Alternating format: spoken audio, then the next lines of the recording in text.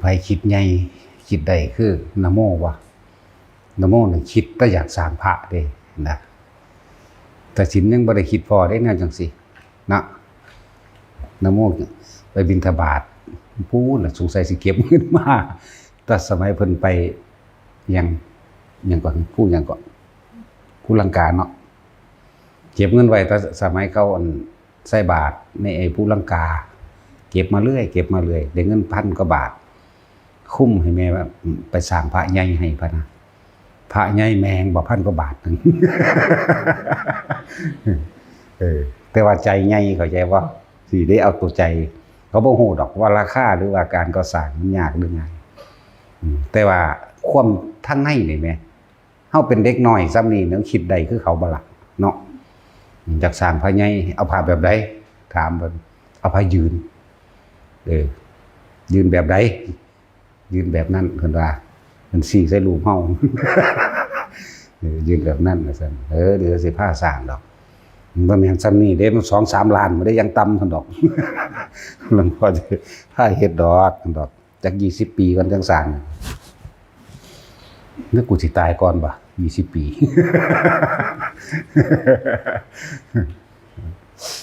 ให้เพิ่น20 ปีก่อนซั่นตอนนี้หาก็เท่าใด9 ปีเอาบ่โดนดอกอีก11 ปีเนาะเก็บไว้เด้อสร้างบักใหญ่สูงแม่งคักๆรถเฮารู้หลวงพ่อสิตายก่อนบ่รู้แล้ว ความคิดนะมันใจใหญ่บ่สัตว์บ่ได้คิดเด้ว่าสิไปจักซึกคือหมู่เด็กน้อยขี่ม้าบ่กัน มีแต่จักสร้างพระใหญ่ไปเลยเด้นั่นแหละนี่คืออุปนิสัยเขาสังสมมาเป็นสั้นถึงว่าบัดนี้พวกเฮานะมาเทียบใส่เจ้าของไหมใกล้สิตายเบิดแล้ว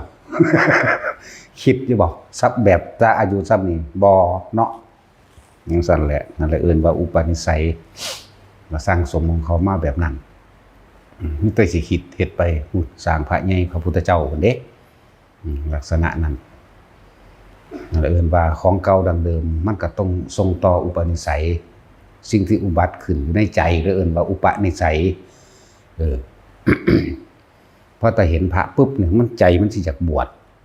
มันสิมีความสงบสุขลมเย็นแล้วก็รู้สึกว่ายิ่งใหญ่ไปในทางสร้างความดีนั่นเองสั่นและหลายอย่างที่พวกเขาบ่เข้าใจตัวเอง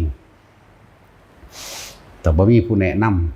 ำขนาดจี้เอาอยู่ปานนี้ด่าเอาอยู่ปานนี้เนาะด่าเบิด ด่าบ่ได้สนไผอีกเฮ็ดน้ำดีเท่าใดหั่งด่าแต่ศีลนึงถึงด่าซุมื้ออยู่แล้วตั้งแต่ก่อนที่สิหลับจนว่าตื่นขึ้น ให้ลืมมันก็ฝันมาถึงด่าเด้ กระดานนอนฝันยังสะดุ้งถึงด่านั่นแล้วตัวคนมันมีอุปนิสัยดังเดิมมาเบิดนั่นแหละเลยบอกว่าอย่าหนีออกจากความเชื่อมั่นในตนเองศรัทธานี่ต้องมั่นคงในเฉพาะพระรัตนตรัยมั่นคงความเป็นจริงคือธรรมศรัทธาในพระรัตนตรัยโดยเอาธรรมนั่นแหละเป็นไงอย่าหนีจากธรรมคือความจริงคิดก็จริงพูดก็จริงดำริต่างๆนานาสารพัดก็จริงเห็นตามความเป็นจริงโลดให้มันคงไว้ ทุกคนมันมีมาแล้วเพราะว่ามันบ่มาจังสี่มันค่าอัตตาตัวตนบังไว้ซื่อๆเด้ทุกคนมันมีอยู่แล้วล่ะเคยสร้างมานำกันนั่นแหละมันจะมานำกัน แต่ไปก่อนก็ได้ไปหลังก็ได้แล้วแต่ไผอันนี้นั่นแหละวิธีมันน่ะเสมอกันเบิดคือลมหายใจอานาปานสติทั้งนั้นแหละวิธีมันเป็นวิธีเดียวกันทั้งเบิดบอกสมัยแม่นพระพุทธเจ้าเฮานั่นเพิ่นเสวยชาติเป็นโพธิสัตว์ล้วนแล้วแต่นำคนเข้าสู่หนทางแห่งสัมมาทิฏฐิเด้มรรค8เบิดเด้จังซี่เพิ่นเก็บคนขนคนเข้าสู่สัมมาทิฏฐิบางคนก็ฝึกหัดไปได้โสดาได้สกิทาคาได้อนาคาไปรอข้างบนก็มีหรือต่อจากพระพุทธเจ้าองค์ใดองค์หนึ่งบรรลุอรหันต์บ่เลยก็มีบ่ได้ ผูกขาดเด้เข้าใจว่าบ่ได้ผูกขาดนะครับนั่นแหละคือสมัยเพิ่นได้รับพุทธธรรมนารัฐพยากรจากพระพุทธที่บังกรมาแล้วจังซี่คนที่เคยทำบุญทำกรรมบ่ว่าบุญบ่ว่าบาปเคยทำมาแล้วกันนำเอาเด้นั่นแหละมันต้องเป็นไปของมันดอก บางคนก็ไปบรรลุกับพระพุทธเจ้าองค์ต่อไปแต่ว่าก็อาศัยเพิ่นเป็นผู้แนะนำเรียกว่าประกาศโพธิญาณประกาศโพธิญาณหนทางแห่งความหลุดพ้นนั่นแหละโพธิญาณก็ดีสติปัฏฐาน4หนังที่1เห็นบ่ล่ะสัมมาปัฏฐาน4อิทธิบาท4อินทรีย์5พระ5โพชฌงค์7มรรค8รวมแล้วเรียกว่าโพธิปักขิยธรรม37อย่างหนทางเข้าสู่ความบริสุทธิ์หลุดพ้นคือพระนิพพานเริ่มมาประกาศโพธิญาณนั่นแหละมันก็ใส่อันนี้แหละถ้าสินับแล้ว24พระพุทธเจ้าที่เพิ่นผ่านมาเลื่อนว่า4อสงไขยแสนกับ24พุทธเจ้าบางศาสตร์ก็เป็นฤาษีตัวเพิ่นเองเป็นหัวหน้าฤาษีมีลูกศิษย์บริวารทั้งเบิด 80,000 นะพอตาพระพุทธเจ้าองค์นั้นมาปุ๊บแนะนำลูกศิษย์ลูกหาบริวารเจ้าของให้ไปฟังธรรมพระพุทธเจ้าองค์นั้นบรรลุอรหันต์เบิดเจ้าของกันข้างอยู่นี่แหละเขาเจ้าบ่หวงอยากว่านี่เดินมาประกาศโพธิญาณหนทางเข้าสู่ความหลุดพ้นนั่นเองแปลว่าจังสี่เด้อนั่นแหละเป็นจังซั่น มันบ่ได้ห่วงดอกบางคนก็เป็นห่วงไปน้ำกันถึงบ่ล่ะคือพระอานนท์ในสมัยการศาสตร์หนึ่งเกิดกับสมัยพระพุทธเจ้าปฐุมมุตระสัมมาสัมพุทธเจ้าพระปฐุมมุตระสัมมาสัมพุทธเจ้านี่เว้ารัดเอาเป็นพี่ชายของพระอานนท์สมัยนั้นกับเป็นลูกคนละแม่กันกับพระพุทธเจ้าปฐุมมุตระนี่เป็นลูกคนละแม่พ่อเดียวกันเห็นบ่พระพุทธเจ้าหรือว่าแม่ของผู้สิเป็นพุทธเจ้ามีลูกได้ผู้เดียวเท่านั้นเด้มีลูกไปฮอด7 มื้อต้องตายท้องอื่นๆบ่อาจสามารถรับได้แต่ว่าแม่พุทธเจ้าบำเพ็ญเพียรมานี่กว่าสิได้เป็นแม่พุทธเจ้าได้มันบ่เป็นธรรมดาบ่มีผู้ใดเหมาะสมใดนอกจากโพธิสัตว์โพธิสัตว์สิตรัสรู้เป็นพระพุทธเจ้านั่นแหละในสมัยนั้นพระอานนท์เป็นน้องของพระพุทธเจ้าปฐุมมุตระสัมมาสัมพุทธเจ้าชื่อว่าสุมาณะต่อมาเมื่อพระพุทธเจ้าสำเร็จโพธิญาณแล้วประกาศธรรมมาแล้วธรรมจักรเพียงครั้งหนึ่งบรรลุธรรมประมาณบ่ได้ผู้ที่บรรลุพระอรหันต์นั้นประมาณบ่ได้อนาคาสกิหรือโสดาและเข้าถึงสู่พระรัตนตรัยหรือสัมมาทิฏฐิใดนี่ก็นับประมาณร่วมกันบ่ได้เพิ่นเป็นน้องชายจักว่าคนละแม่เด้อต่อมาพ่อเพิ่นนั่นหมายถึงพ่อพระพุทธเจ้าองค์นั้นพุทธเจ้าปฐุมนั่นน่ะหวงไว้บ่จักผู้ใดมาทำบุญนำขนาดลูกเจ้าของยังหวงไหมพอดีเกิดกบฏชายแดนนั่นแหละเลิกให้พระอานนท์สุมาณะน้องชายพระพุทธเจ้าองค์นั้นไปปราบกบฏชายแดนชนะปราบชนะได้จูนราบคาบเรียบร้อยเลยกลับมาผู้พอเลยให้พรบอกว่าเอาเธอจึงขอพรมาพุทธ3 ข้ออยากได้หยังเพิ่นสิประทานให้หมายถึงว่าพอพระพุทธเจ้าสุมาณะบ่แม่นพระปฐุมมุตระก็เลยว่าบ่ขอพรอย่างไรขอข้อเดียวขอให้ได้อุปถากพระพิสัยเข้าใจว่าล่ะคือพระพุทธเจ้านั่นแหละพระปฐุมนั่นแหละสิเอาเท่าใด3 ปีบ่ได้มันโดนโพดขอแนวอื่นบ่ได้บ่เป็นหยังคือมาขออันนี้สิขอไปตั้งเมืองอยู่หั่นอยู่นี่ให้ได้เบิดสิขอข้าทาสบริวารเท่าใดได้เบิดสิขอแนวอื่นได้เบิดบ่ได้แต่พระพุทธเจ้าขอสั่นเข้ามาก็เลยว่าขอ3 เดือนว่าซั่นคิดได้กูสิเสียสัจจะเห็นบ่ล่ะกูสิเสียสัจจะได้กูอุตส่าห์ว่าให้ขอพรพุทธ3 ข้อสิประทานให้3 เดือนนึงดอกวะนะก็เลยได้ยินยอมให้พระสุมาณะนี่แหละแต่ที่ว่าแล้วสุมาณะราชกุมารนั่นแหละมันเป็นน้องพระพุทธเจ้าพระปฐุมก็เลยเอาไปบำรุงอุปถากอุปถัมภ์อยู่รวมทั้งหมู่ภิกษุสงฆ์เหล่านั้นอีกเด้บ่น้อยเด้ภิกษุสงฆ์ที่เป็นบริวารเพิ่นในที่เพิ่นเอาอุปถาก2 ล้านเด้ ที่เป็นอุปถากจนถึงเวลา3 เดือนมื้อหนึ่งพระพุทธเจ้าองค์นั้นเรียกว่าประกาศเอตทัคคะให้กับพระอุปถากที่แรกว่าท่านได้ปรารถนาหยังเข้าใจบ่ที่แรกว่าท่านได้ปรารถนาหยังมีแต่ความปลื้มจิตปลื้มใจที่ว่าได้อุปถากพระพิสัยพระพิสัยคือพระพุทธเจ้านั่นแหละพระปฐุมมุตระสัมมาสัมพุทธเจ้าแบบมีแต่ความปลื้มใจได้เฮ็ดนำฟังธรรมก็บ่ฟังเขาแบบเข้าใจหยังดอกแต่ดีใจเท่านั้นดีใจสบายใจสุขใจปลื้มใจอยู่แค่นั้นเองถึงสิฟังธรรมโดยตั้งใจบ่ฟังงูอยู่กับการแลนอุปถากองค์นั้นองค์นี้บ่มีหยังขาดหยังแลนไปกับพระสงฆ์นั่นน่ะพระพุทธเจ้านึงเสร็จตีนเสร็จมือหลายอย่างที่เฮ็ดอยู่ในหันจนมื้อนึงพระพุทธเจ้าเลยประกาศเอตทัคคะผู้เลิศทางอุปถากพระองค์นั้นก็ชื่อว่าสุมาณะคือกันใจว่าล่ะพระอุปถากนะอุปถากของพระปทุมก็ชื่อว่าสุมาณะสุมาณะราชกุมารนี่ก็ชื่อว่าสุมาณะก็คือพระอานนท์ซุมื้อนี้เข้าใจว่าล่ะเพิ่นประกาศไปเพิ่นก็เว้าเรื่องเลิศ5อย่างดีเนาะเป็นผู้เลิศเป็นผู้รู้จักการเป็นผู้มีปัญญาเป็นผู้มีความเพียรเป็นผู้มีความจงรักภักดีนะก็เว้าไปนั่นแหละแต่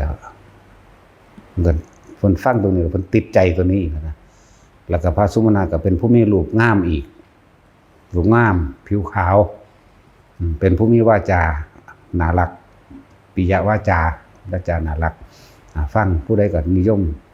แล้วก็เป็นผู้ใดติดตามพระพุทธเจ้าอยู่ตลอดนี่มองเพิ่นติดคักขยะบัดนี้แปลว่าได้อยู่ใกล้ชิดพระพุทธเจ้าองค์นั้น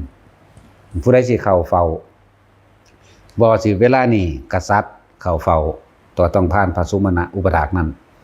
กษัตริย์เข้าเฝ้าเศรษฐีเข้าเฝ้าประชาชนหมู่มากเข้าเฝ้าแม้กระทั่งมีภิกษุสงฆ์ทั้งหลายติดปัญหาเข้าเฝ้าต้องผ่านพระอุปถากคนนั้น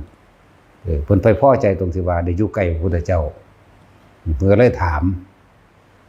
มันพระพุทธเจ้าปทุมนั่นแหละว่าเฮ็ดจังใดจังสิได้เป็นแบบนี้อยากเป็นพระอุปถากอยากอยู่ใกล้พระพุทธเจ้าขอได้อยู่ใกล้พระพุทธเจ้าเถอะนะผู้ข้ามีโอกาสบ่ที่สิได้เป็นแบบคือพระสุมาณะองค์นี้จากองค์ใดองค์หนึ่งแต่เพิ่นก็ลึกๆเบิ่งนี้แต่ว่าโดยความตั้งใจเพิ่นบ่บอกก็เลยคัดสั้นขอนิมนต์อีก7 มื้อไปขอพอก่อนเด้มันครบ3 เดือนเข้าใจบ่นี่มันครบ3 เดือนแล้วก็เลยไปขอพออีกจัก7 มื้อท่านพ่อว่าแม้นสิประหารชีวิตก็ช่างเถอะแต่ว่าขออีก7 มื้อนะก็เลยเอาซะสั่นอีก7 มื้อนึงดอกนะก็เลยเฮ็ดจังสั่นถึงมื้อที่7พระพุทธเจ้าปทุมก็เลยพุทธพยากรณ์ให้ในการข้างหน้าอีกแสนกับจากนี้ไปถ้าจะได้เป็นพระพุทธถ้าจะได้เป็นอุปถากของพระพุทธเจ้าองค์หนึ่งชื่อว่าเห็นบ่ชื่อว่าพระโคดมถ้าจะได้เป็นชื่อว่าอานนท์นะเพิ่นก็ไล่ไว้นั่นแหละบิดาชื่อว่าตอนนี้มารดาชื่อว่าแบบนี้สาวกซ้ายสาวกขวาพระอุปถากแบบนี้มีบุตรชื่อว่ามีครูบารมีชื่อว่าจังซี่ไล่ไปเบิดนั่นแหละทุกคนมันมีปฏิทานมาตอนนั้นแล้วจากนี้ไปอีกแสนมหากัปว่าซั่นไกลวะมันเป็นคือเจ้าของสิได้เป็นมื้ออื่นนี่นึงเด้คนมีความปลื้มจิตปลื้มใจเห็นบ่ล่ะพอได้7 มื้อปุ๊บก็ได้สมปรารถนาในตัวเองอยากเฮ็ดแล้วแม่นบ่ล่ะแถมซ้ำพระพุทธเจ้าองค์นั้นก็ว่าสิได้เป็นอุปถากสิเป็นผู้เลิศดุจดังสุมาณะเธอกับสุมาณะจะเสมอกันจักว่าล่ะเพิ่นก็ซื้อสุมาณะทั้ง2 องค์นั่นแหละและก็บำเพ็ญคุณงามความดีมาเรื่อยสมัยนั้นเพิ่นก็มีเมียอยู่ดอกก็นั่งโกกิล่าละเมียก็เลยเฮ็ดมานำกันนั่นแหละแต่ว่าผิดพลาดกันอยู่นิดหน่อยซื่อๆดอกจังได้จากกันหลายอย่างนั่นแหละแล้วเพิ่นก็บำเพ็ญเพียรมาจนถึงที่สุดก็ได้สมปรารถนานี่แหละบางชาติก็ผิดเถียงทะเลาะกันกับเมียเมื่อเลยได้พากจากกันแน่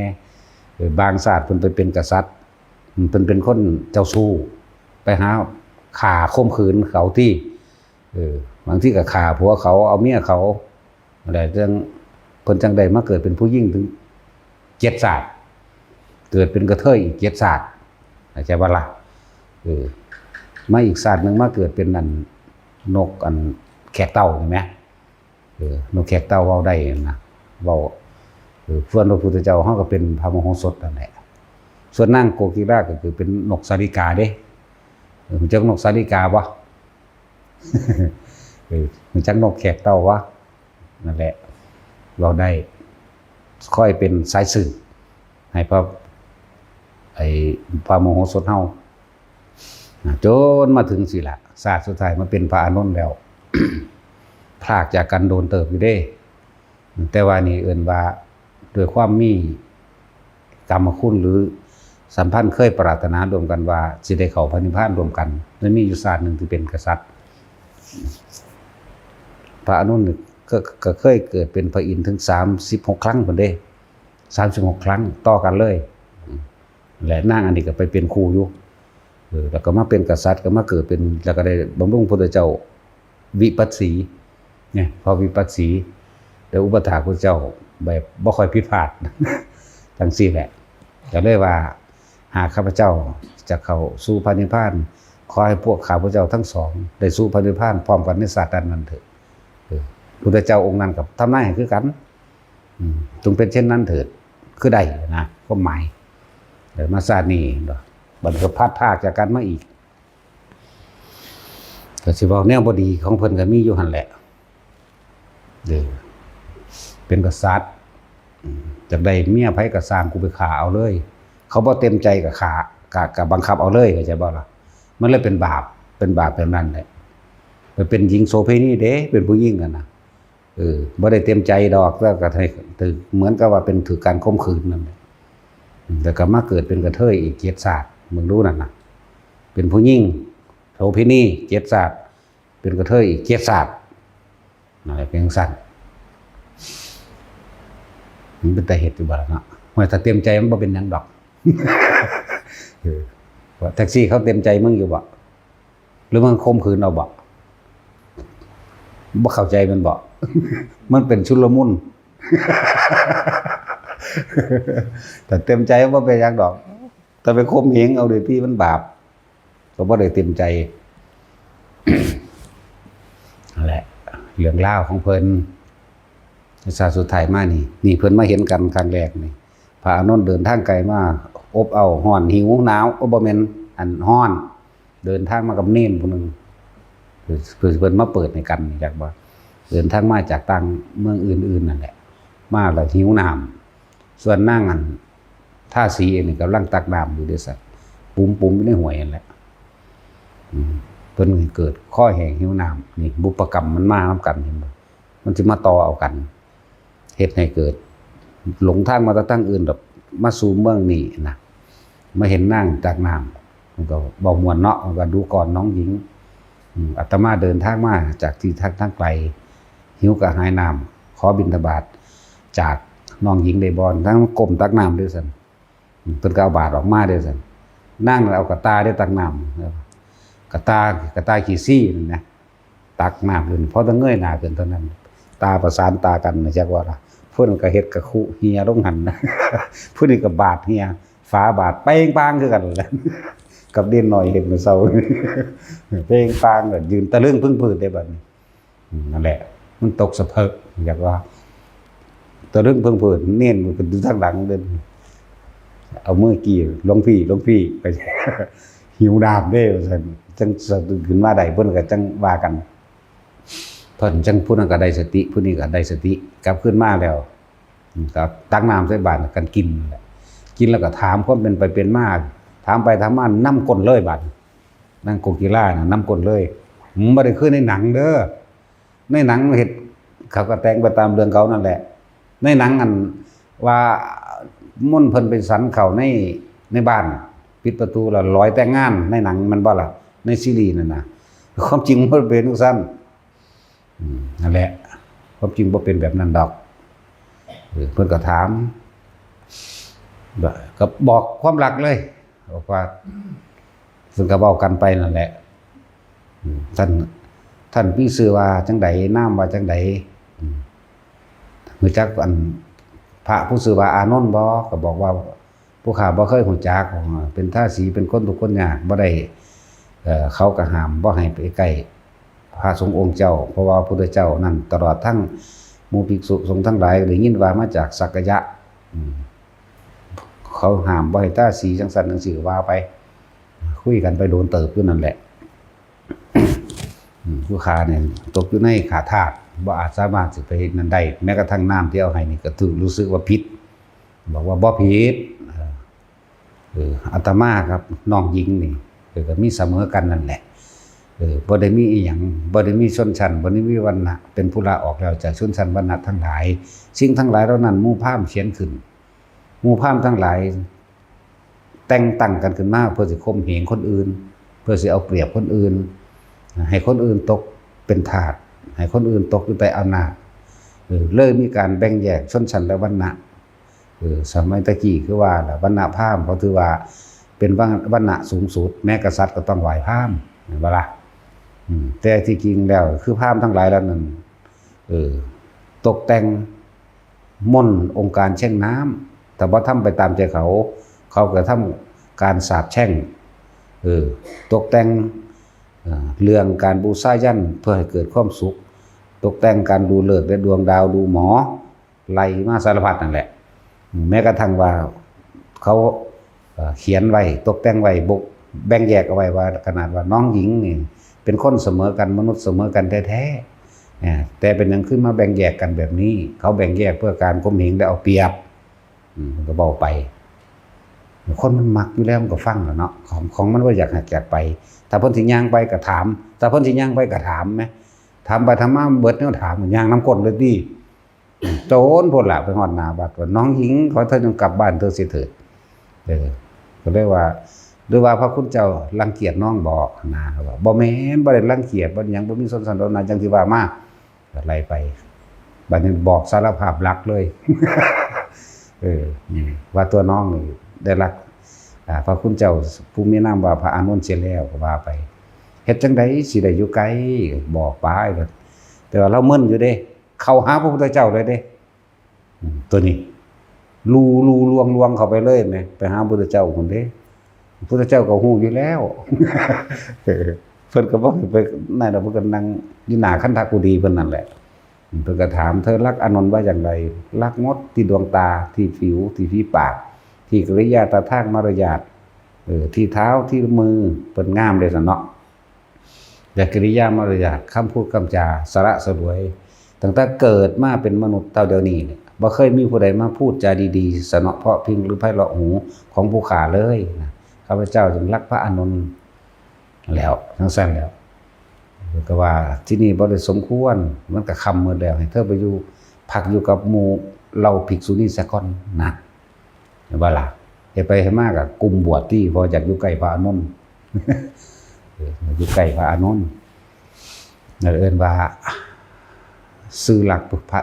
สื่อหลักที่เขามีอุปนิสัยรวมกันมาแล้วเขาเคยอธิษฐานรวมกันมาว่าสิเข้าพระนิพพานพร้อมกันเจ็บปวดวันใดก็ได้เข้าคือเก่านั่นแหละหลังจากนั้นมาความรักเป็นความร้ายต่อมาขอบวชตามธรรมดาแล้วมันสิเอิ้นว่าได้เข้านาคเนาะบ้านเฮาว่า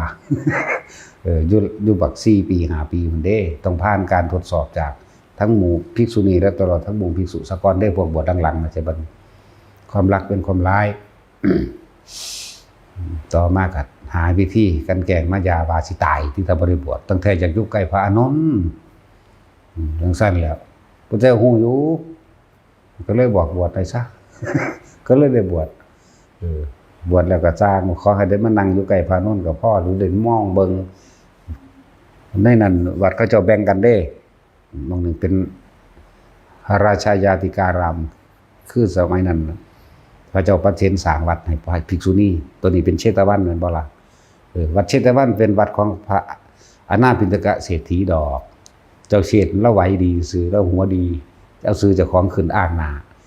ภาษาเฮ็ดประตูโขงบอกง่ายๆบริจาคน้อยๆอ้อยเหาะแหละแต่ว่าอยากได้ซื้อเจ้าของใส่เขาบ่เงิดได้พวกเขาเป็นอีหลีหมายถึงอนาปิณฑกเศรษฐีเป็นผู้สร้างเอาทองคำปูเอาได้ที่ดิน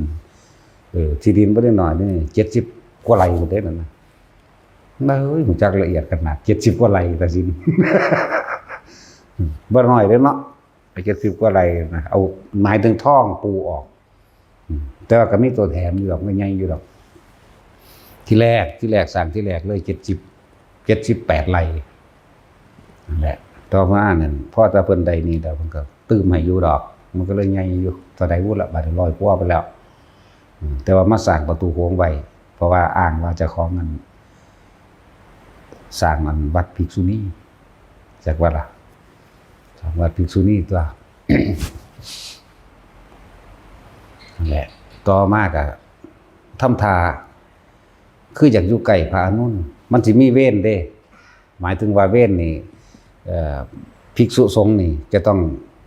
ไปแสดงธรรมให้หมู่ภิกษุณีฟังเด้ใช่ว่าล่ะมันสิมีคนพอใจอยู่2พระนันทะอีกผู้หนึ่งคนที่พวกภิกษุณีทั้งหลายเราสิพอใจพระนันทะกับพระอานนท์เท่านั้นเด้อันผู้อื่นบ่เอาดีนี่แหละผู้อื่นบ่ค่อยเอาปานใดถ้าพระนันทะไปนั่นอีกกลุ่มนึงก็มักถ้าพระอานนท์ไปอีกกลุ่มนึงมักแต่ว่าก็คือบ่คัดทั้งเบิดนั่นแหละเฮ็ดจังได๋น้ออยากได้พระอานนท์ ทำท่าป่วยได้บาดนี่ทำท่าป่วยเลยเกิดการโกหกต่างๆนานาสารพัดบ่มีสัจจะโกหกว่าป่วยว่าปวดท้องผู้ใดเอายาไปให้ก็บ่เศร้าบ่หายจริงๆบ่ป่วยหรอกเกิดว่าความรักกลายเป็นความร้ายเพราะความอยากได้ดังใจรักนั่นหวังเพื่อครอบครองไว้สนองตัณหาตนจากบัดนี้รักเหล่านี้จึงกลายเป็นรักที่ทำลายตัวเองนั่นแหละเพื่อพยายามที่เขาไปปั๊มพระอานนท์นั่นเองในเรื่องจริงมันในกุฏิแต่ของเองนั่นแหละคือพยายามให้พระอานนท์ขึ้นไปหาใส่ภิกษุณีอีกองค์หนึ่งไปเอิ้นพระอานนท์มาว่าสิตายแต่ว่านั้นบ่ได้สิตายเมื่อมันสิก็ปิดประตูกุมเพิ่นนั่นแหละเพิ่นมีสติจักว่าล่ะเพิ่นก็หนีออกมาล่ะพระอานนท์ก็วันไหวคือกัน แต่ว่าคุมตัวเองได้ใช่ว่าล่ะนั่นแหละสารพัดแต่นั้นสิโกหกตลอดทั้งมีการวางแผนทำร้ายผู้อื่นพร้อมเด้อยู่นำกันทรมานใจมาเขาอยู่ถึง17ปีจังได้ก็สร้างพระอานนท์ก็บ่ยอมอยู่แล้วบ่ล่ะพระอานนท์ก็วันไหวอยู่เล่าร้อนคือกันแต่ว่าคมได้เพราะความรักพระพุทธเจ้าเพราะความรักของพระพุทธเจ้านั่นแหละเพราะพระอานนท์บ่ได้นอนง่ายๆเด้จุดไต่คบเพิ่งยางอ้อมคันถากุดีสิว่าสินอนเนาะขนาดนั้นแหละเพิ่นจงรักภักดีอันนี้เว้าเรื่องโกกีฬามันจบก่อนถึง17ปีหนีคิดว่านี้บัดนี้เลยหนีไปอยู่อีกเมืองไกลเมืองหยังล่ะลืมชื่อละเมืองชนบทชนบทนั่นแหละแต่ว่าบ่ชื่อว่าชนบทดอกมันไกลมื้อนึงเพิ่นรู้สึกว่าสิอารมณ์ดีแน่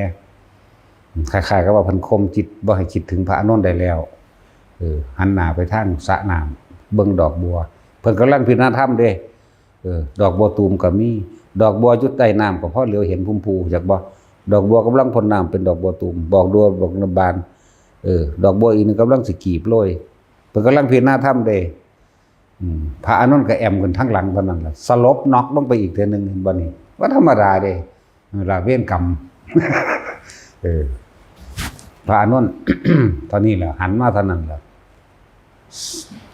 มันน็อกเลยเด้ว่าธรรมดาสลบลงเลยน่ะหวอยลงเลยขนาดนั้นแหละ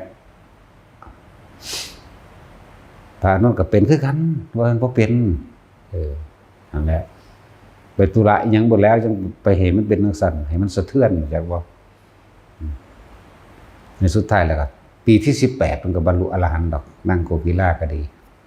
ส่วนพระอานนท์เฮาก็พุ่นละยังว่านั่นแหละพระเจ้านิพพานไปแล้ว3 เดือนเนาะจังซั่นนี่คือจังได้กระสร้างเถิดแต่ว่ามันได้เป็นไม้จังซั่นแล้วสุดท้ายที่ว่าพระพุทธเจ้ามันก็ทำหน้าให้แล้วล่ะก็ได้ทั้งสองก็ได้พร้อมกันในศาสตร์เดียวนั่นแหละแต่ว่าทุกคนมีอุปนิสัยมาแล้วแหละแต่ว่าอย่าหนีออกจากสัมมาทิฏฐิจะเห็นความรักเป็นความลาย จะเห็นแก่โตจะเห็นแก่โตเพิ่นฮอดกล้าว่าให้พระพุทธเจ้าองค์เด้อันนั่งโกกีฬา คือไปขอบวชเพิ่นพระท่านได้บวชเลยทีเดียวเขาว่าปีของพุทธะนั้นกว้างใหญ่บุคคลผู้ใดที่มาในทิศทั้ง10ยากจนคนแค้นเพียงใดก็หาได้แต่ว่าผู้ฆ่านี่บ่ได้พิการบ่ได้นั่นนี่แต่ว่าเป็นหยังเขาให้บวชธรรมดาบ่คืออยากอยู่ใกล้พระนนท์จนกาวานะนี่แหละนึกบอกว่าความรักมันเฮ็ดได้ทุกอย่างเด้อความรักที่เห็นแก่ตัวหวังไว้ครอบครองเพื่อสนองตัณหาตนเฮ็ดได้เบิดคือเฮาเว้าอยู่ตลอดภาษาเรียนลูกเรียนเมียซื่อๆมันฆ่าคนก็ได้ฆ่าพระก็ได้เนาะบ่ได้คือพระพุทธเจ้าเด้ แล้วของเพิ่นบ่ได้เป็นความรักลักษณะหวังครอบครองเพื่อสนองตัณหาตนเด้เพิ่นนั่นน่ะความรักนี่มันลึกเข้าไปสู่ความเมตตาบ่ได้หวังบ่ได้ครอบครองหวังเพื่อว่าได้ช่วยเหลือให้ผู้อื่นพ้นจากความทุกข์พ้นจากการเวียนว่ายตายเกิดเลยเด้น้อมสละตัวเองเพื่อให้สัตว์ทั้งหลายเหล่านั้นล่ะได้เห็นทางเฮ็ดเบิดทุกอย่าง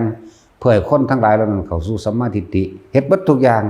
แม้กระทั่งชีวิตตัวเองก็สละเพื่อให้คนพวกนั้นได้พ้นการเวียนว่ายตายเกิดเลย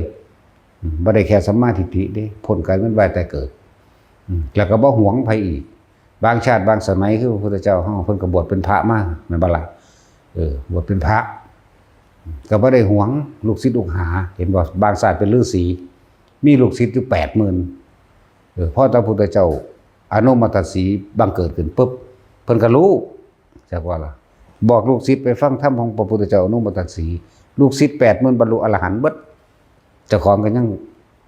ไปเกิดเป็นภพหนึ่งจักว่าล่ะแต่ว่าคนพวกนี้บ่อยู่ดอกคนพวกนี้ลงมาเกิดเร็วๆถึงสั้นนี่ว่าทุกคนมีอุปนิสัยแล้วแหละแต่ละคนนั่นนะถ้าปรารถนาศาสตร์นี้ก็ได้ศาสตร์นี้แต่เฮ็ดเอาเด้บ่มันคิดเอาเข้าใจว่าล่ะเรียกว่าทรงต่อเหมือนกันกับตอนเพิ่นพุทธเจ้าเฮาถูกทำนายแล้วจากพระที่บังกรเพิ่นเลยพิจารณาโดยของเพิ่นเองพวกนี้จะรู้โดยตนเองได้พิจารณาโดยตนเองเด้บ่ฟังความไผได้พวกนี้เข้าใจว่าแต่ว่าบ่เถียงเข้าใจว่านี่ย่านที่สุดเคารพที่สุดในสมัยเสวยศาสตร์โพธิสัตว์คือพระพุทธเจ้าอันนี้บ่แตะเด็ดขาดสงฆ์ก็บ่แตะหยังก็บ่แตะดอกสงฆ์ก็บ่แตะพระสงฆ์สาวกของพระพุทธเจ้าถ้ามีแต่พระพุทธเจ้าแล้วก็พระพุทธเจ้าบ่แสดงธรรมถ้าบ่มีพระสงฆ์มันก็เป็นรัตนตรัยบ่ได้เป็นแค่ปัจเจกเข้าใจว่าล่ะเพิ่นเลยเคารพธรรมเป็นที่หนึ่งคือความจริงนะพระสงฆ์ก็เคารพเหมือนกันนั่นแหละ จังว่าความลึกของแต่ละองค์มันบ่ธรรมดาไปคือบางศาสตร์เป็นอย่างคือกล้าฆ่าน้องไส้แล้วเอาเมียน้องไส้มาเป็นเมียเข้าใจว่าล่ะแต่ความลึกมันมีหลายกว่านั้นอีกนี่แหละพวกแนวพวกเฮาบ่เข้าใจเฮาอาจสิมองแค่ตาเห็นโอ้ยเลวจังซั่นเลวจังซี่เห็นบ่ล่ะนั่นแหละฉันว่าแต่ละคนเฮาบ่ต้องไปสนใจดอกปานนี้สนใจหูดังอยู่ของโลดกลับมาหูดังโลดก็คือเรื่องของพระอานนท์กับทุกอย่างก็เอาความรักนั่นแหละมาเป็นเรื่องก่อสร้างเหมือนบ่ล่ะก่อสร้างหยังก่อสร้างบารมีหยังบารมีโพธิญาณโพธิญาณบารมีสัพพัญญุตญาณแต่เรื่องอาศัยความรักและความสามัคคีพร้อมเด้แต่ความรักของเพิ่นบ่ได้หวังครอบครองไว้สนองตัณหาเจ้าของเด้แล้วเพิ่นจึงเป็นผู้มีเมตตามากหลักของเพิ่นมันเลยเข้าไปเนี่ยแต่ว่าต้องอาศัยตัวนี้คือกันแม่นบ่ซะแต่สิถ้ามึงบ่ได้เมียมึงบ่สร้างหยังเด้เนาะมึงก็บ่ดิ้นรนไปเป็นหนี้เป็นสินไปกู้หนี้ยืมเงินมาได้เพื่อหยังก็เพื่ออยากให้สุขสบายในครอบครัวตาสินก็บ่เปิ้นไปเมืองนอกหรอกเนาะต้องสั่งบ่เฒ่าแม่เฒ่าพร้อม บ่เฒ่าแม่เฒ่าก็ตาสั่งเด้เนาะไล่ตะลูกเคยหนีเรื่องสั่นแล้วคนเฮามันมีใจมองมันมีเด็ดอยู่แล้วเบิ่งกูสิเฮ็ดบ่ได้บ่วะแม่นบ่ล่ะบัดนี้ได้ที่โดดด่าคือโดดเด้อบัดแต่จมนั่นจมนี่จักแต่ว่าเบิ่งนั่นคันหน้ามึงสั่งสิโยนบักจกให้เอ้าไปเฮ็ดเอาเองเด้อแต่เก่งคือว่าเลี้ยงลูกให้มันคือบ่มีอันห่างทรัพย์สินค้าจัก100ห่างพุ่นแต่ว่านั่นเนาะวางสั่นเด้อแท็กซี่มึงกล้าว่าบ่ แต่พอเฒ่าไปเฒ่าก็ได้จมดีหลายโอ้ยเจ้าก็ยังบ่รวยดอกเลี้ยงมันทุกๆยากๆกันวางอยู่โลดพอใหญ่น้อยพอใหญ่เล็กกล้าว่าบ่นี่บ่ย้านตะกี้เนาะข้อยบ่ได้เกี่ยวเด้ข้อยมันบ่อึดได้สาวผู้หญิงบ่ได้เป็นสั่นไปเลยเด้แต่เว้าคมนั้นคนนี้อ้าวเอาไปเฮ็ดเอาเองถ้าว่าเจ้าของอันเก่งหรือพาทุกลูกทุกได้โลดเด้แปลงสั่นโลดเด้ทุกข์ให้เหียบนี่โลดเด้ข้อยเว้าจังซี่โลดเด้ก็บ่สอนเด้คือว่าเห็นอันผู้ใดมันเป็นรัฐมนตรีจักคนหรือเป็นมหาเศรษฐีไปเลยไปจังซั่นได้บ่สั่งเนาะหังบ่มีผู้สั่งมักคือเก่าเขาจมแต่จินจะเคยว่าบ่เคยอยู่ดอกหังบ่ว่าปานนี้เนาะเคยว่าอยู่งั้นเอาตัวเป้งใส่รถ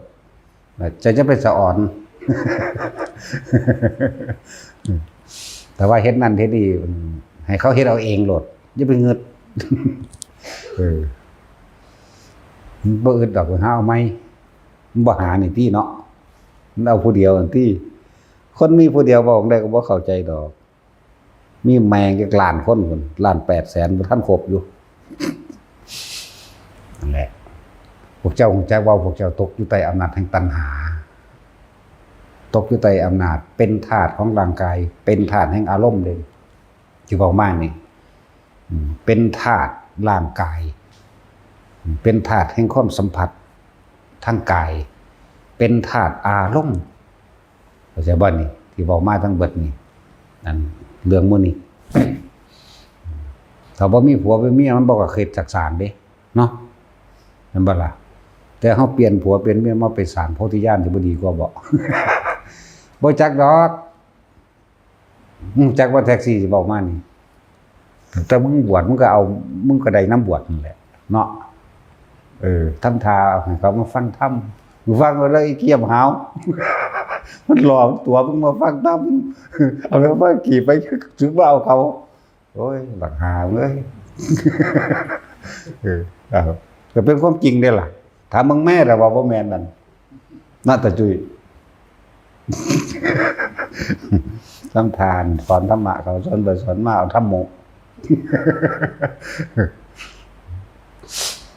กันเพลงซ่านคนละอย่างกันที่ดอกกับที่เพิ่นเฮ็ดคนเฮาถ้าบ่มีผู้หญิงเป็นกำลังใจก็บ่เฮ็ดบ่สร้างก็บ่สู้เนาะแหละแต่ว่าในคู่ตัวผัวเมียความรักเป็นความลายก็มีเด้ถ้ามันบ่ได้ตั้งใจตีเด้บัดนี้แต่ถ้าผู้ชายบ่สู้ผู้หญิงก็ตีผู้ชายถ้าผู้หญิงดีหลายผู้ชายก็ตีคือกันเด้จักมันเป็นแมงแนวใดเนาะคือจังเฮาเห็นเอาทานบ่มักกันหรอกคือบ่ปากันซื่อๆโลดไปตีไปฆ่ากันถึงหยังมันว่าซั่นมันมีเท่านั้นบ่ผู้หญิงแล้วผู้ชายก็ดีหาเอาแมงจักล้านคนเป็นหยังเนาะก็สิไปตีไปฆ่าก็สิไปอดแมงอย่างนั้นบ่ดีดอกแม่นบ่ซั่นชื่อไว้ในเด้อผู้ใดก็เลยคันบ่ดีดอกปาแมงโลดน้อยแย่ไฟปาบ่ตาโอปาโลดนะปัญญาอ่อนปานเนาะจักแม่นหยังเฒ่าสิตายเลยอยากไปเต้นไปฟ้อนนำเขาเผลอบ่ได้สักแงกก็ไปหาเขาโลดโอ้ยแต่ว่าเขาวัดเขาว่าก็มันเขาว่าสิละหยังดีอยากไปฟ้อนเสร็จแล้วนั่นแหละความรักโดยกามโทษอันนี้ความรักที่มันเป็นกามโทษความรักก็เป็นความลายได้ เวลาบ่ได้ดังใจนี่ตีกันเอาเป็นหยังคือบ่ปากันโลดก็สิไปตีสิเป็นหยังสิไปเจ็บไปปวดเฮ็ดหยังเนาะจังซั่นล่ะแล้วจึงบอกว่าความรักก็เป็นความลายเป็นความอาฆาตก็ได้เป็นคู่อาฆาตกันไปเลยก็ได้คือมันกับนางกินจะมาในบิกานั่นแหละเพิ่นดีสุดท้ายแล้วไปถีบเพิ่นตกเหวเว้ยนังว่าล่ะสมัยการศาสตร์พุทธะจะสิศาสตร์ได้ละในวรรณกษัตริย์มันแห้งมันแรงแล้วก็เป็นโรคพร้อมในผัวเมีย7คู่นั่นพากันมานี่แต่พระพุทธเจ้าเฮาโพธิสัตว์ของเฮาเองฮักเมียหลายบ่ให้ย่างเด้เอาใส่ข้อไว้เกียร์ใส่ข้อไว้จักว่า แต่เมื่อยข้อนั่งเศร้าเมื่อยเกียร์ใส่หลังมาจนพวกนั้นตายเด้อันพวกนั้นน่ะคือบ่ทนตายพวกนั้นตายแล้วเพิ่นดีแต่ว่าเพิ่นกล้ากินคนจักว่า กินเนื้อพวกนั้นได้มาจังมีแห้งมาเลยจนว่ามาอยู่หม่องอุดมสมบูรณ์ได้นั่นแหละมันอยู่อุดมสมบูรณ์ได้ก็พากันสร้างกระต๊อบอยู่ที่ผู้นี้ก็ไปหาแนวอยู่แนวกินมาเต็มบ่ให้เมียไปหาได้บ่ให้ลำบากเด้จังว่านั่นแหละมื้อนึงบักโจรขาด จุเมืองอีหยังแหละเมืองมีธุระอีหยังนี่แหละลอยจากน้ำมาสงสารอยู่แล้วคนเมืองดึงมาซอยมาเด้อรักษาขามันขากุ่นคือเก่านั่นแหละจนขาขาดจนว่าเศร้าแล้วเพิ่นก็ออกไปหาอยู่หากินไปหานั่นหานี่มันก็ลอยเอากันที่กับบักโจรขาขาดเห็นบ่ล่ะบัดนี้ทำทาว่าเสด็จพี่หลายปีแล้วเด้เฮาบ่ได้ล่ำแบบในวังเนาะมันสิล่ำถวายซั่นรอผัวไปขายมันขนาดเขาแบกของเกี้ยเจ้าของมาได้อีห่านี่ก็เลยมันอยู่ในนรกพุ่นดอกของเฮาแล้วเพิ่นว่าก็เสือล่ะด้วยความฮักเสือพูดแล้วก็พาทันทาไปอยู่หน้าผาพุ่นล่ะพอดีกับเอาตะเว้นขึ้นนาสิล่ำถวายนั่นนี่ก็ว่าไปได้โอกาสไปทางดังถีบก็ลงที่พุ่นตกลงไปในเหวแต่ว่าข้างอยู่กกเดือใหญ่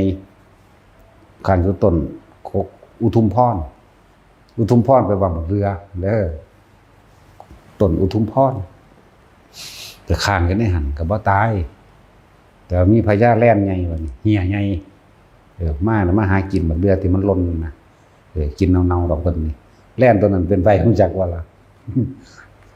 พระอานนท์ แต่จากหัวเนาะนี่เห็นว่ามันกลับไปกลับมาอยู่พอซั่นนั่นแหละแล่นตัวนั้นเอาเพิ่นก็เลยเอาหมากเดียนั่นน่ะทิ่มลงเอาใส่ปากใส่มือทมไล่ใส่น้ำพอยมันได้กินกันจักว่าล่ะจนว่าชินกันแล้วก็คอยจับคอยบายกันได้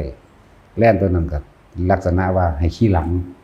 เพิ่นสิพาลอดใต้น้ำเด้มันมีถ้ำลอดน้ำก็เลยเข้าใจภาษานั้นก็เลยขี่ไปพุ่นล่ะพอดีกษัตริย์เมื่อนั้นตายได้7 มื้อหาผู้ใดมาเป็นนั่นก็บ่ได้มีลูกสาวผู้เดียวเขาก็เลยเสียงราชรถม้าแล่นเสียงไปผู้นี้ก็พากันไปนอนอยู่พระลานหินพาปิดหน้าไว้มาน่ะก็แล่นก็ปล่อยราชรถปล่อยมาแล่นไปอันนั้นบุพกรรมหรือว่าเอิ้นว่าบุพเพสันนิวาสที่เคยทำประกันมาเป็นจังไดมันก็มาหาผู้เก่าผู้ที่มั่นคงกันนั่นแหละมาหาผู้ดีนั่นแหละแล่นราชรถแล่นไปก็ไปก้มหัวลงใส่ตีนของพระโพธิสัตว์เท่านี้แหละทางพวกเสนาอมาตย์ทั้งหลายมาก็ตีกองไช่ขึ้นตึงขึ้นมาเลยเพิ่นก็บ่ได้สนใจว่าสิตื่นผู้ลือบลาขึ้นมาเด้คนมันเคยเป็นใหญ่มันใส่ในใจมันนิ่งอยู่แล้วครับก็แค่เปิดหน้าเบิ่งซื่อๆแล้วก็นอนต่อพวกกันอย่างปุโรหิตทั้งหลายก็เปิดเบิ่งตีนเปิดเบิ่งมือฝ่าตีนแดวนั้นนั่นนี่ตามลักษณะโอ้ผู้นี้ละเหมาะแล้ว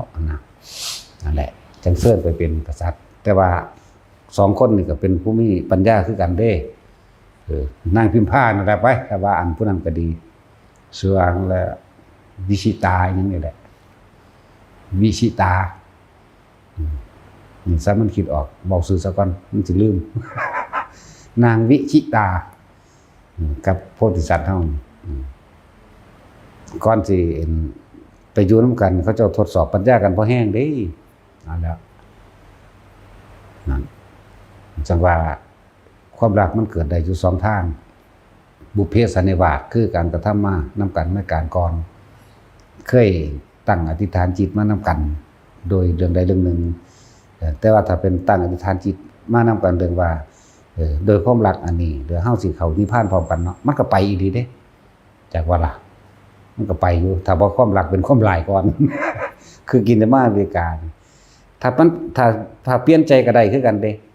อย่างจักบ่ล่ะแต่เปลี่ยนใจก็ได้กินแต่มาอเมริกาเนี่ยแล้วก็อีกผู้นึงอีหยังล่ะมาคันธิยะเนี่ยเปลี่ยนใจก็ได้เด้แม้กระทั่งเทวทัตเปลี่ยนใจก็ได้เหมือนกันแต่เขาบ่เปลี่ยนที่นี่ใน3 คนนี่เขาบ่เปลี่ยนเอง ที่จริงเพิ่นพยายามอยู่ตลอดโอ้ยมันธรรมดานี่ถ้าเราเรื่องนั้นโจรค้าขาดสุดท้ายเราไปอ้างว่าเจ้าของเป็นเมียอย่างซั่นจังซี่ก็เอาไปประหารซ้ำบักโจรค้าขาดก็คือกันก็เอาไปฆ่าทิ่มซ้ำนั่นแหละความทั้งเบิดนี่อย่างทุกคนเฮาเฮ็ดหยังก็สร้างสัจจะให้นึกถึงความจริงสัมมาทิฏฐิคือรู้ตามความเป็นจริงเห็นตามความเป็นจริงทั้งเบิดความเห็นถูกต้องโดยชอบธรรมจักมันเป็นจังไดโดยถูกต้องโดยชอบธรรมพวกคนเฮาบ่แปลว่าได้เวลาเห็นตามความเป็นจริงเป็นทัศเป็นความเห็นเข้าใจบ่นี่เป็นเรื่องที่เห็นยาวๆไกลๆเห็นตั้งแต่ต้นจนสรุปลงแล้วว่าเห็นตามความเป็นจริงซะสัมมาสังกัปโปคือดำรินี่คือเห็นตอนนี้คิดตอนนี้ได้ยินตอนนี้ก็คิดตอนนี้ให้มันแต่ว่าให้คิดไปตามความเป็นจริงดำรินะจักว่าล่ะจังมาว่าจากกรรมตัวอาชีวะวายโมสติจนถึงสมาสมาธินี่แหละแบบมรรคมีองค์8เฮาก็สะสมไปของเฮานั่นแหละความรักเกิดได้2อย่างอันที่2มันหยังบุพเพสันนิวาสหมายถึงว่ากระทำมานำกันแต่เก่าก่อนเนาะพอได้เห็นปุ๊บมันสิหมุนเข้ากันเลยเด้พวกนี้มันสิมีประวัติจิตมันสิเป็นเขาเรียกว่าประวัติดึงดูดเป็นแบบนั้นจิตประวัติเข้าหากันโลดมันหังรู้ในของคน2คนนั่นแหละจักบ่ล่ะอยากว่าตัดสินเจ้าเห็นฮิปโปที่แรกเจ้าเฮ็ดจักใดซั่นผังก็โลดว่าซั่นตัวมันเขาเอิ้นจิตประวัติเป็นแบบนั้นที่2คือการอยู่ร่วมกันนานๆจักว่าล่ะการอยู่ร่วมกันใกล้ชิดกันจักว่าที่2เท่านั้นแหละมันจึงค่อยก่อเกิดเป็นความรักที่จริงเป็นความใคร่ซะก่อนเป็นจังรักใคร่บัดนี้ทุกอย่างมีเหตุเบิดแหละแต่ว่าอิหยังก็ช่างเถอะความรักของปุถุชนทั้งหลายนี่รวมแล้วความรักนั้นจำเป็นความร้ายได้ฆ่ากันไปฆ่ากันมาเลยเกิดกลายเป็นศัตรูคู่อาฆาตกันเลยก็ได้อาจจะว่าล่ะให้เห็นโทษนี่ที่เว้ามานี่พวกเจ้าย่อมทุกข์ยากลำบากเลี้ยงลูกเลี้ยงเต้าเอาชนะผู้อื่นหรือรักของเขาก็ได้ฆ่าเขาก็ได้ใส่ร้ายเขาก็ได้ทำงานทำการหยังก็สั่งอดทนอยู่นี่เพื่อหยังนี่เนาะก็เลี้ยงและบำรุงกามราคะคือความใคร่ในรูปในรสในกลิ่นในเสียงของเจ้าของเองนั่นแหละแม่นบ่ล่ะฆ่าคนก็ได้เด้เพื่อครอบครัวหรือความเห็นแก่ตัวอันนี้เนาะฆ่าสัตว์ก็ได้รักก็ได้ใส่ร้ายป้ายสีก็ได้กินเหล้าเมายาก็ได้เสียใจก็ได้มีดีใจก็มีสารพัดที่เป็นขึ้นมานั่นแหละที่ใดมีรักที่นั่นมีทุกข์แต่จริงๆแล้วความรักไม่ได้ทำให้คนทุกข์คนเฮามันทุกข์เพราะว่ารักตัวเองไม่ใช่รักผู้อื่นแม่นบ่ล่ะเพราะว่าพวกเจ้าหวังครอบครองไว้แต่สนองตัณหาเจ้าของเองแต่บ่ถูกใจฆ่าก็ได้เอาเมียเฮ็ดบ่ถูกใจนี่ฆ่าเมียก็ได้คนก็เลยผัวก็คือกันมันเมียฆ่าก็ได้เอาผู้อื่นมาฆ่าถ้ากูบ่ฆ่าเองได้ใช่ว่าล่ะบ่เอาปืนยิงกัน100ปาดหำโลดอย่าฝ่าย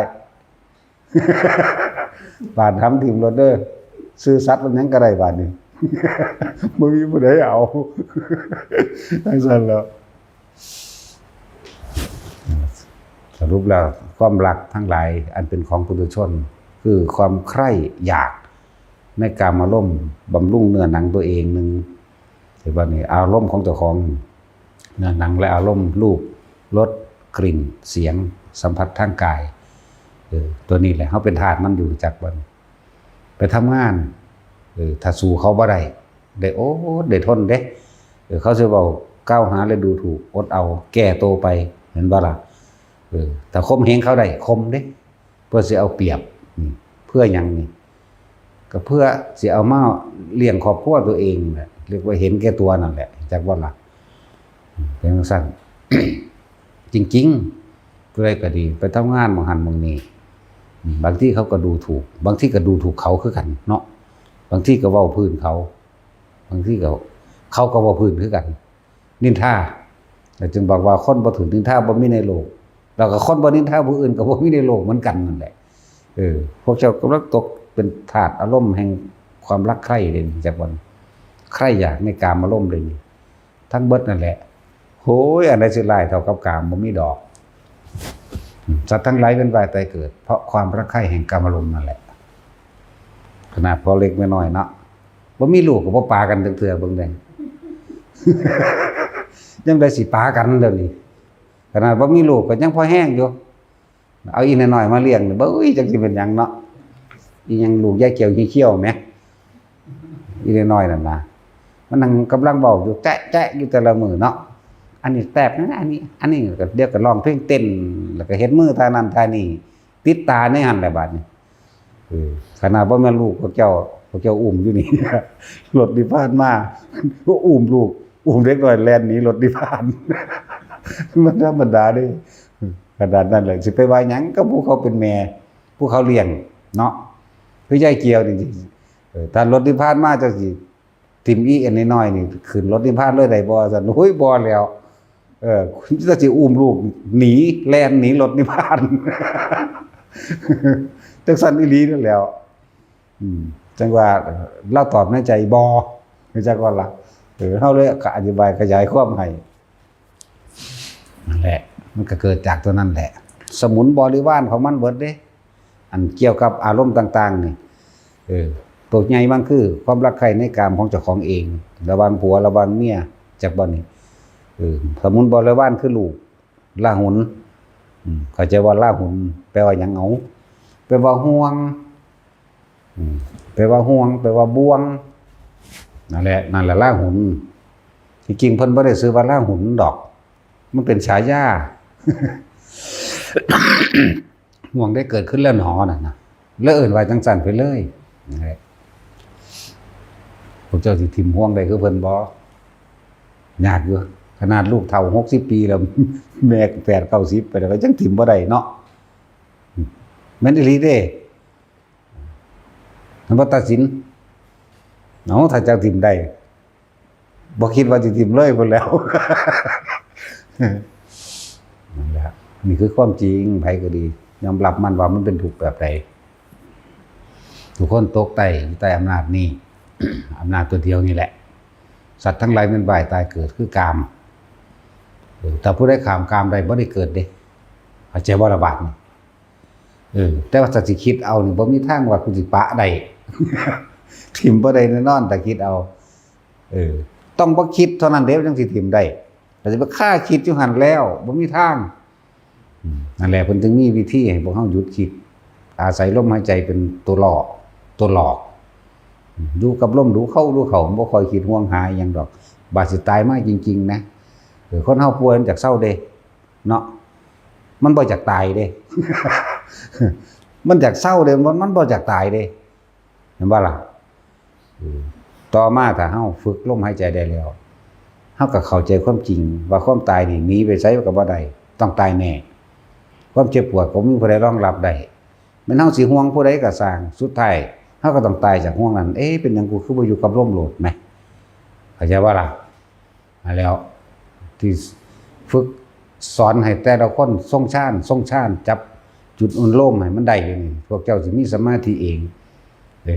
ทรงฌานแปลว่าเพ่งอยู่ในอารมณ์เดียวเมื่อมันเพ่งอยู่ในตัวเดียวจุดเดียวอารมณ์เดียวได้แล้วอารมณ์เดียวคืออารมณ์อันเป็นอุเบกขาได้จังเดียวได้จังหนึ่งได้เข้าใจบ่นี่ถ้าพวกเฮาบ่มีสมาธิจ้างก็บ่เห็นไตรลักษณ์จ้างก็บ่เห็นความเป็นอนิจจังทุกขังอนัตตาบ่มีทางก็เลยเฮ็ดให้เฮามีจิตตั้งมั่นซะก่อนจิตตั้งมั่นคือมันอยู่หม่องเดียวแล้วมันจะเห็นสิ่งทั้งหลายทั้งปวงเคลื่อนไปดอกตะกี้เฮาบ่เห็นเพราะหยังเฮาเคลื่อนไปนำมันอันใดเปลี่ยนแปลงเฮาก็บ่อยากให้มันเปลี่ยนแปลงเนาะ